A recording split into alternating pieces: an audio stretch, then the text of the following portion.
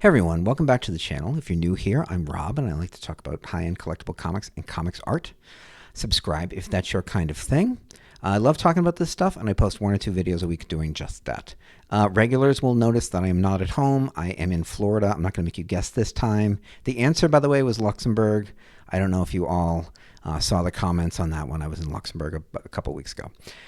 Anyway, back to comics. I did a little interlude where I talked about books without pictures, which was fun, but I knew it was a necessary detour that I was going to just do once and then return to comics. And I have 3 videos hopefully this week, at least 2. The first of which is a return to my infrequent but regular series on my favorite comics. I promised to do a Bronze Age book, and I went for it. I decided to, there are many Bronze Age books I love. It's really, it's funny because I talk about Golden Age so much, but I love Bronze Age books. They're some of my favorite books of all time. So I chose one. The first one I'm going to talk about is Swamp Thing #1, Len Wein, Bernie Wrightson, 1972.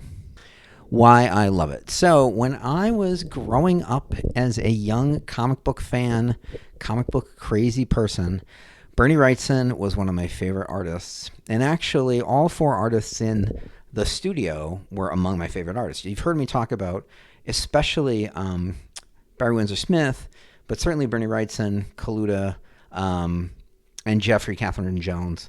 I love them all. They're great, but Wrightson was my favorite. And he influenced me a lot in terms of my own art practice and certainly influenced what I collect. But, the 2 things that you see on the screen, the studio book and Bernie Wrightson, A Look Back, are 2 books that I just poured over for years. I mean, really for years. I would just return to looking at them. And I have wonderful copies of both of these.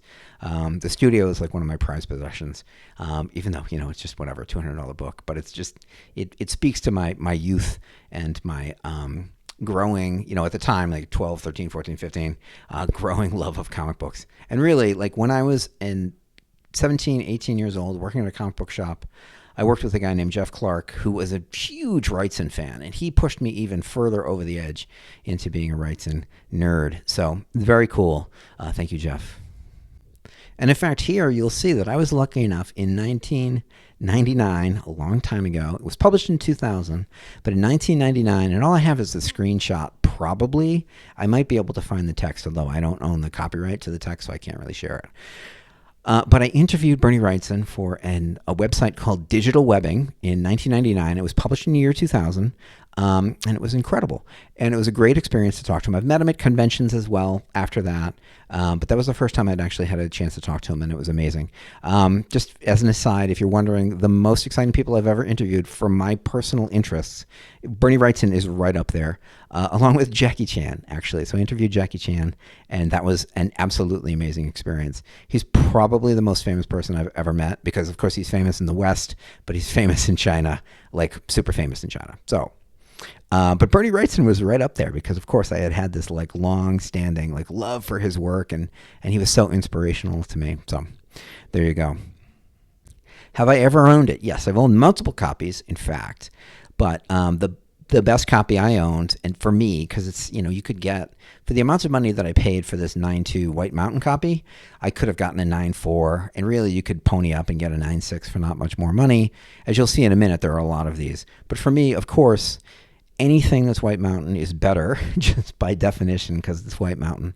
And then, any keys that I really love that are White Mountain are like, Target books. So, of course, as I've talked about many times on the channel, my favorite book of all time, the book I want the most and would actually like spend a lot of money on right now, regardless of how much I'm actually spending on comics, would be the Daredevil #1, White Mountain. I have no idea what grade it would be. I think it's, very high grade.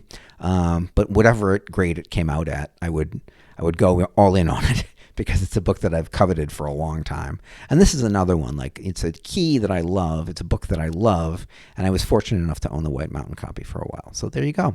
What's it worth? Well, unfortunately, since I love this book, it's gone down a bunch since 2023.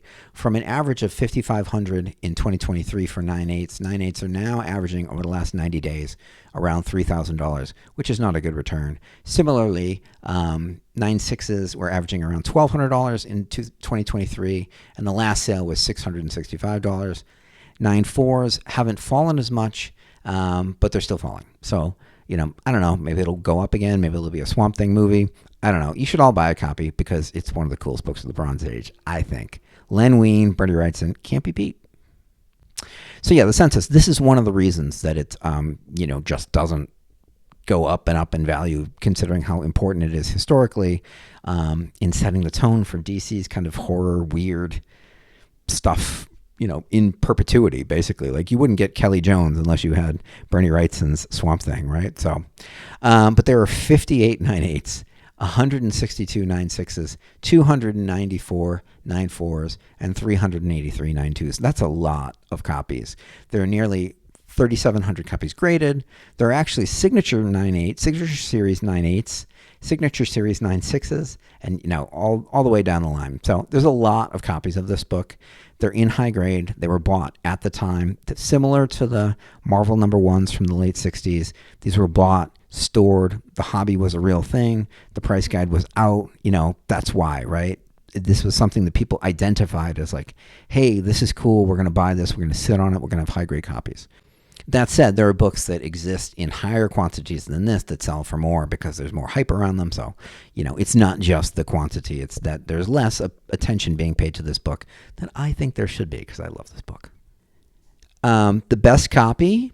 So I think the best copy is probably one of these 3 9/8 signature series. So I know that there's at least one that was signed by Len Wein and Bernie Wrightson. That's pretty cool. And so, yeah, this is a very quick one, but I just wanted to get back on the horse with this series, share my love of Bernie Wrightson, and show you that I own the White Mountain copy of this book, which I loved. It was a really cool book to own. Yeah, that'll do for this one. Up next, I have that Heritage Signature Auction recap coming. I'll probably try and get it done before I head home.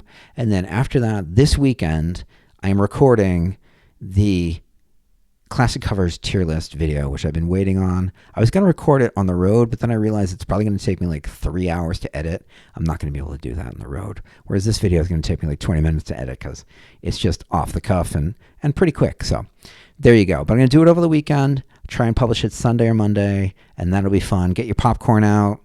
It's going to be awesome. Get ready to write me like flame war comments about how stupid I am because I don't like your favorite classic cover. I love them all, okay? I love them all.